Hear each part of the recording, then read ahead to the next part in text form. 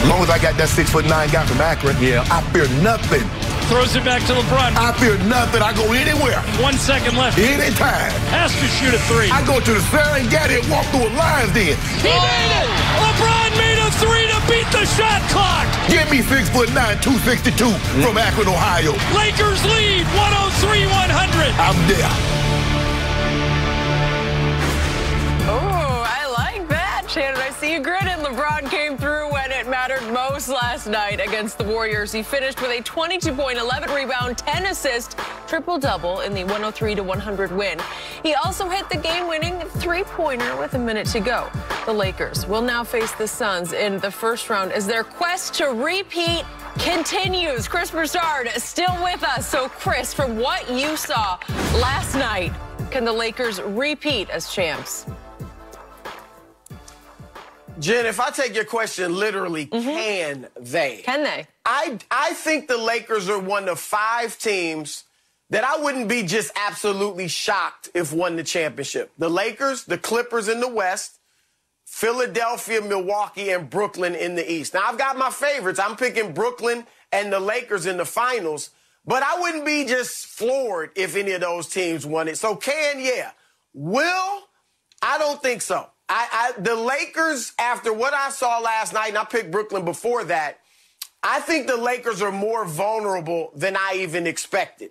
I feel much better about my pick of Brooklyn now than I did even before yesterday's game. And Shannon, the Serengeti is in Brooklyn, New York, and the Lions are Kevin Durant, James Harden, and Kyrie Irving, and a little cub named Blake Griffin.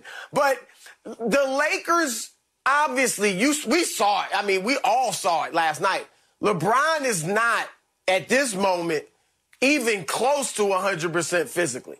I mean, you could see it. He had trouble finishing around the rim, even as he backed guys down. He missed some of those shots. That's not normal LeBron James. So he's still working his way back if he's going to get close to 100% this season. He's having to work his way through these games on skills and smarts. And he's obviously got plenty of those, but that's different than him having that high-flying game to go along with the skills and the smarts and the jump shot that he can hit in a streaky fashion. So that's number one. Number two, the Lakers, and I've said this all year, guys, to me, the advantage they have over everyone, including Brooklyn. The Clippers would maybe be able to match up with them size-wise, but the Lakers can go big. Andre Drummond, 7 feet. Anthony Davis, about 7 feet. LeBron James, 6'9". And last night, even when they went big, they played small. The first half, I spent the whole first half yelling at my television set saying, play big. You're shooting too many threes. Go inside. And Anthony Davis was floating around the three-point line, shooting, at the perimeter. And I'm like, what is going on? And he couldn't post up Draymond Green, who is a great defender, but 4, 5, 6 inches shorter than AD, maybe 5 inches shorter. So they could play big, I think, and have an advantage against finesse teams, but they don't. They don't play big, and what they did was they went to AD at the 5, which was smart. We know how good that lineup was last year. And yesterday in the second half, they play AD at the 5. He wakes up, plays much better, and they're able to win the game. But the challenge will be if that's probably their best lineup. And so Andre Drummond's probably not going to play as much as we expected at times. And if they try to go against Brooklyn with AD at the 5, like last night they played small. They went small to match up against Golden State. And they fortunately won. They won't be able to do that against Brooklyn because Brooklyn's got 3 guys that can do what Steph did last night. And so that, I think, is a problem. I would say to the Lakers, newsflash, you can still shoot threes with post-ups. You could post AD or Drummond or LeBron, and if they double or triple, kick it out for a 3. Right. Because everything they do is geared towards shooting a 3 as if they shoot it like the Clippers or the Nets or Golden State. Or Utah. And so I just think at times they don't play their strengths. So I think Brooklyn will get them if the Lakers survive the West and Brooklyn survives the East. But I think moving forward, Chris, most of the teams that they're going to see in the Western Conference play a more conventional lineup. You see Rudy Gobert is going to be in the ballgame. Yoke is going to be in the ballgame. DeAndre Ayton is going to be in the ballgame. And even if you go to the Eastern Conference, most of those guys have a big. Skip, they had last night, you see Drummond, he's trying to guard Toscano Anderson. I'm like, what the hell you got? Vogues. You can't have that. They got Draymond as their biggest player on the court, and they got Drummond in the ball game. AD is guarding Draymond, and Drummond is trying to guard a little three on the perimeter. I'm like, what is this? But the difference in the ball game is when they got Dennis Schroeder butt out of there. Dennis Schroeder's trying to play for a contract. He's picked the wrong time to try to show everybody, oh, I'm still legit. I deserve a max contract. And you saw what happened, Chris? He tried to go 1-on-5.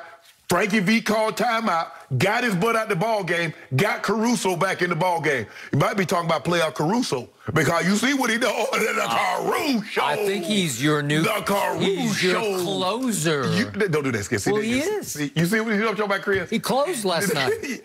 They put him in the ball game, and it was. I do believe this is a more favorable matchup. The Suns, because of the conventionality of what they do. They're not a team that's just going to float around and try to shoot a bunch of threes. They don't do a whole lot of dribble handoff like Draymond does with those guards that jacket up threes. I like what I saw. But when it all needs to meet the role, what can they do? What are we number one in the NBA at, Skip? Defense! And when we needed to lock it down, what we do? Locked it down.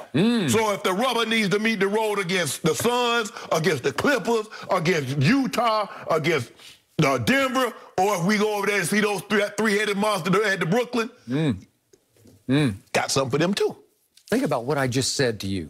A goofy-looking white guy is now your closer, right? You be hating. Huh? I'm serious. That's kind of scary. Play our Caruso. You couldn't even cover the point spread last night against a team that doesn't have Kelly Oubre or James Wiseman or Damian Lee. Obviously, there's no Clay and KD anymore. You couldn't cover.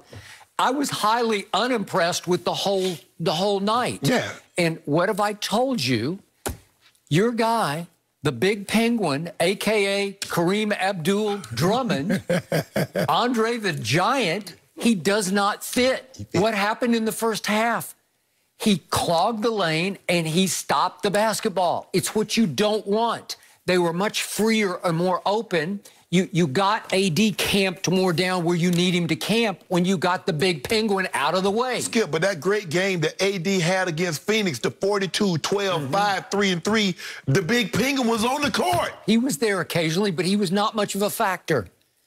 He dominated Ayton. Ayton took 6 shots in that game, right? That's what we do. Scored 6 points. And who had him? The Penguin had him. I don't think the Penguin had him. I think AD had him more than the Penguin. Locked him up. So, look, Chris, real quick, I need to get your pick of this next series. Do you give Phoenix, what, 2 games? I don't see any way Phoenix can beat the Lakers. I'll give them 2. Yeah, 6 games. I'm going to give them 1. I'd be shocked if it went past 6 games. Okay, they got a break here because this is a great matchup for them. Steph wasn't a great matchup if he could get loose and make 6 threes, and he did, and he kept it close. And he was also getting loose on Schroeder, your new target on your team. Ain't no new target, you know. And he was getting loose on him and just making all kinds of little whipped cream swirling dervish shots at the rim. So the point is, this is a great matchup because LeBron has played 260 playoff games. That's almost 40 more than the entire Phoenix roster. They had a great year. They overachieved. CP3 is a great leader for a young team, but his problem is he's a classic overachiever. He can do it with tenacity and savvy, but he can't do it with height because he's about 6 feet tall to LeBron's 6'9". So what is CP3 in the postseason? He's 53 and 58. That's 5 games under 500. LeBron, to his credit, is 172 and 88. That's 84 games over 500. This is a mismatch. And we saw the mismatch when Phoenix came just, what was it, 10 days ago, it seems like, to Staples, and they were fighting for the top seed in the West. And what did they do? We beat the brakes off them. They stunk it up. You guys beat them with no LeBron and no Schroeder. to your point, Schroeder should have stayed out, right? Yeah. Right? Okay. But let me ask you a question, Chris. Do you believe, because last night in the first half, AD, Schroeder, and LeBron was 4-28. Do you believe they'll play that bad again in any half the remainder of the playoffs, no matter how far they go? I do not. I do not believe they'll go 4 for 28 in a half. No, I mean, for LeBron to shoot that poorly is just highly unusual. Even him going, 7 for 17, I think he was total. That's unusual for LeBron. So I think the more he plays, he's going to shoot around that 50% range. So, yeah, I'm with you on that. I'm going to amend my pick, Skip. I'll say I think they will take him out in 5. Phoenix, DeAndre Ayton, Devin Booker in their first playoff game, right, first series. They're going to be shell-shocked. So I got the Lakers in 5. But I do think... I thought also, and I'm glad you brought up Schroeder. I'm glad you brought up Schroeder, Shannon, because I like the Lakers. If you notice the second half, LeBron was bringing the ball up.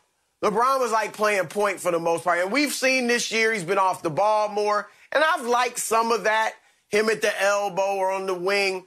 But when he's at the point, he can control the tempo of the game.